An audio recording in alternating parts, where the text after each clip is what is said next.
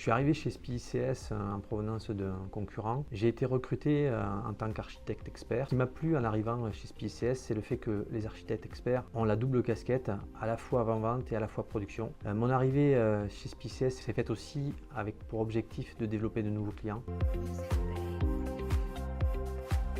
Lorsque j'étais architecte expert, j'ai été amené à travailler pour des clients finaux, notamment Airbus Defence and Space. En 2018, ils m'ont appelé pour un projet novateur chez eux, le déploiement d'un segment sol complet en Corée du Sud. C'est un projet qui me plaisait. J'ai pris le challenge de ce gros projet et malheureusement, je ne pouvais pas le faire dans le cadre de SPICS. Ça passait forcément par un recrutement chez eux.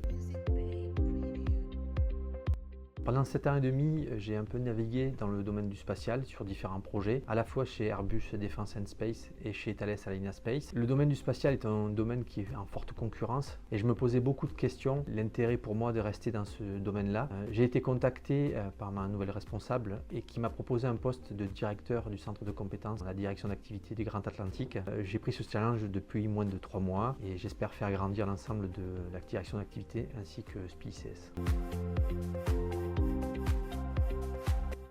J'ai accepté le projet qui m'a été proposé parce qu'il représente beaucoup de nouveaux challenges pour moi.